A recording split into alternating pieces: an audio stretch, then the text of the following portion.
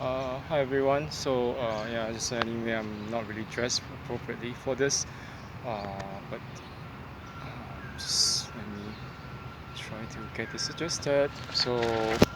Okay, um, I just want to make a new video today about a different topic.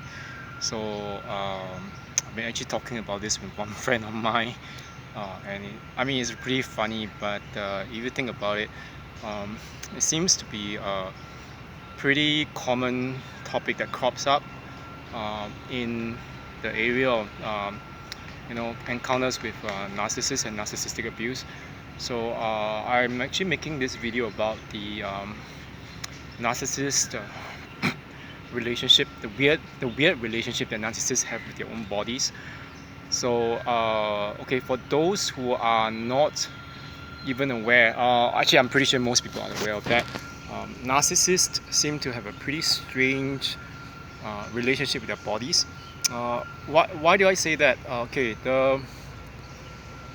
You have the type of narcissist, or at least the character trait that makes this particular narcissist the somatic narcissist. Okay, somatic being derived from the word somatos, which in Greek refers to the body. Somatic narcissists actually gather their supply from the body and from the looks, basically the physical appearance.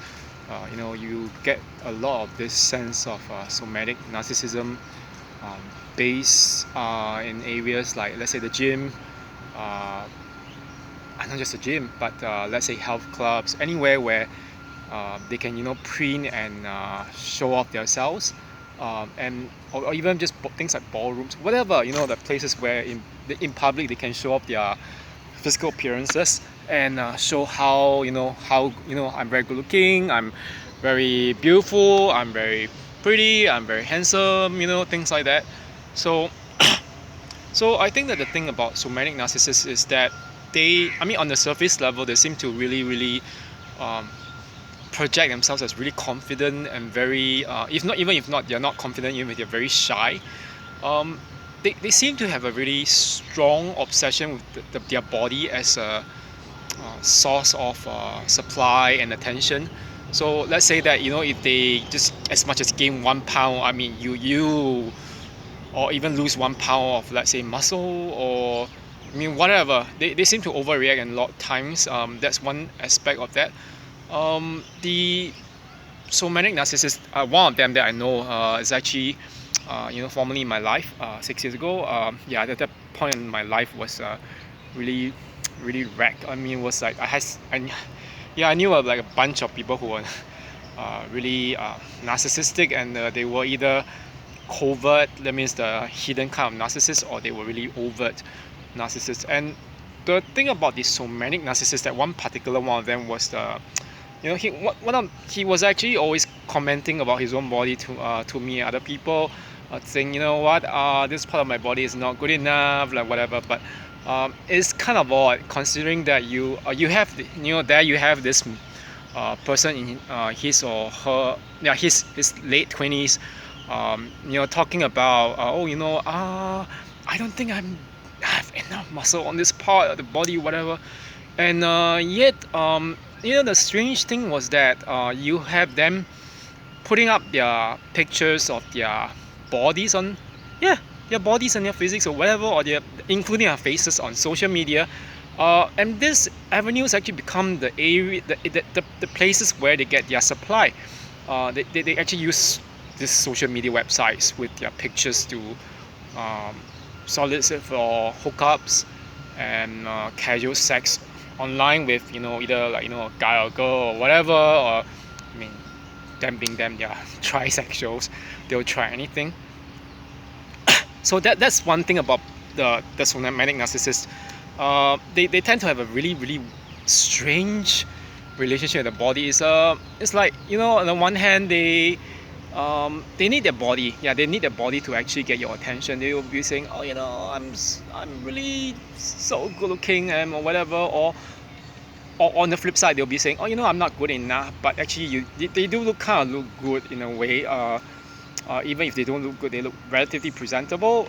So that's a kind of the paradox in that the way they present themselves.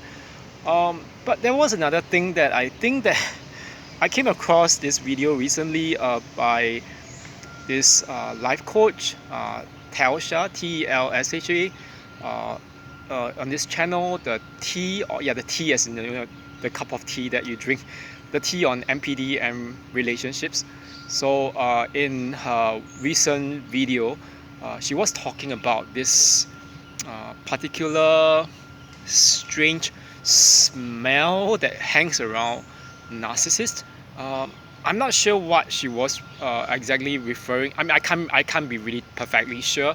I've watched that video quite a number of times, at least 2 times, and I've checked out other channels and on YouTube. And according to Telsha, at least, the thing about the narcissist that she actually had encountered, including not just the narcissists, but even people in the alternative lifestyle, like the LGBT people, and she's not making it as a blanket statement for all people who are living in the that particular lifestyle. But she was commenting that one man that she was dating, whom she was in a relationship with, had a really strange, a very stinky smell. It felt like, like musty wood, or yeah, and it actually rubbed off onto the towels that he used, such that after she had to clean it up, and she couldn't really remove it, and she had to actually burn them, or so she claimed.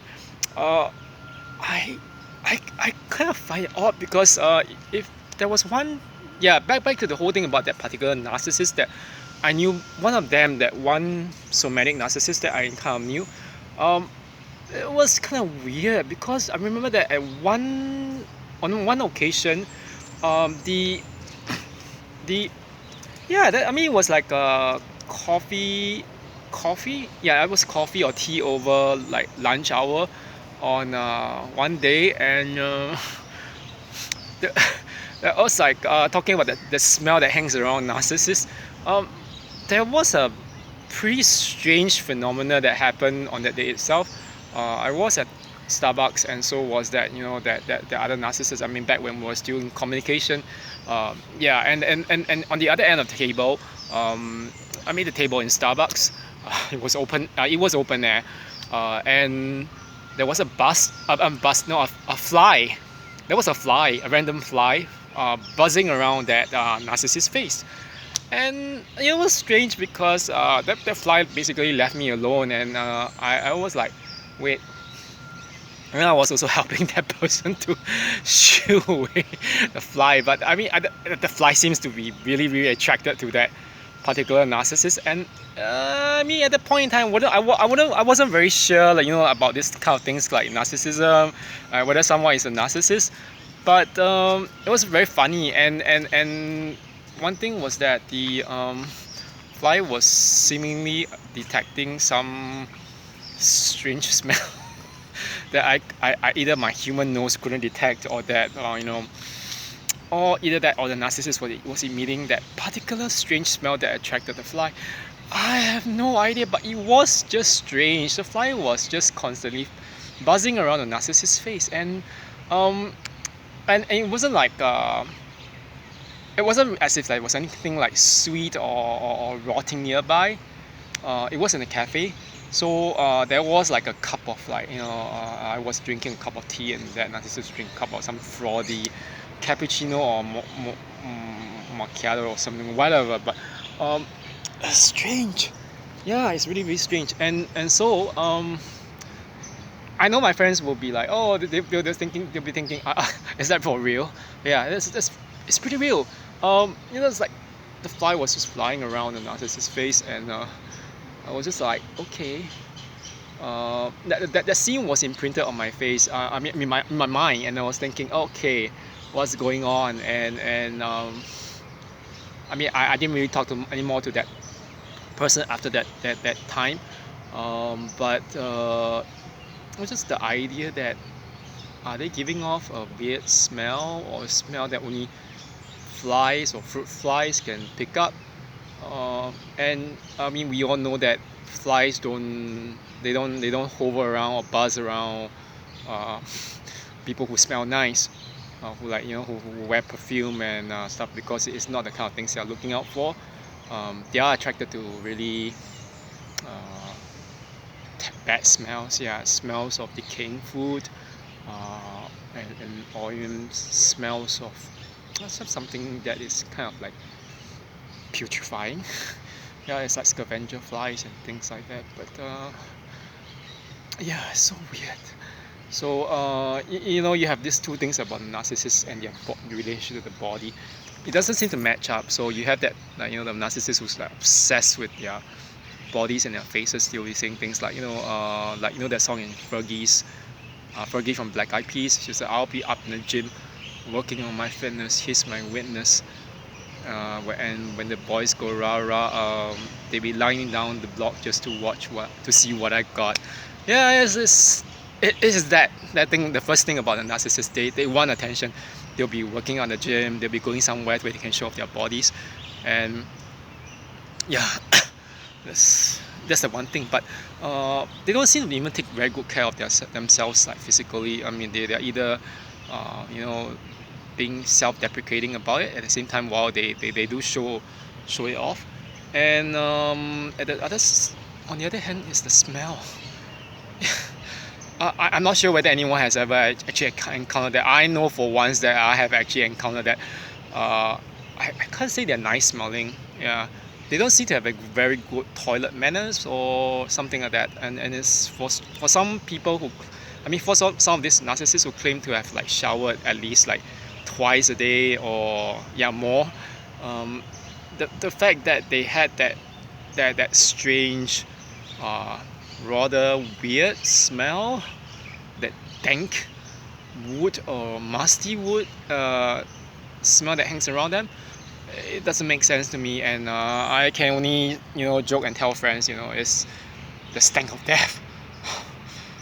Maybe something is rotten inside of them. So I was telling a friend, she's actually Muslim. She's actually Russian Tatar on her. She's Russian and Tatar, on either side of her parents. And her mother's Tatar and Muslim, but her father's Christian and Russian. So this friend of mine whom I know for quite a number of years since my time in Seoul in Korea. She actually said, it just reminds me of that, the play by Shakespeare when he said, who was the character? Oh yeah, Horatio. The philosopher friend of Hamlet. He said something is rotten in the state of Denmark. Horatio being Horatio, who's the philosopher, who's very much a thinker, who is able to pick up different things, much like Hamlet, his best friend. He's the prince and the protagonist in the play. It seems to be something that I think that most of us are not aware of. But but even such things like the weird smell, I don't think it's just physical. Of course the fly picked it up last time, but other than the fly picking it up, I think there's something very spiritual or very moral. It's something that's reflected in their state of mind, or in their the spiritual constitution. And I'm not exactly sure how to explain that, but if you were to use cognitive theory, there's one particular theory in actually psychology, the cognitive theory, which is a theory of the five senses. It has been applied to things like performance studies and drama, theater studies. Which is what I actually majored in my doctoral studies. There was a school of thought that actually went that you can actually experience the divine, meaning God, and not just God, but even things like drama and performance through the five senses. So so I guess that in a sense you can also experience things like narcissistic abuse and people like that who are kind of diabolical through the five senses, through their smell. And they also give off that kind of weird smell. So it's something spiritual. It's not just physical. So anyway, that's it for today. I'll just throw this up, and hopefully if you have any kind of questions about this, you can just leave a comment Okay, thank you very much. Okay, bye bye.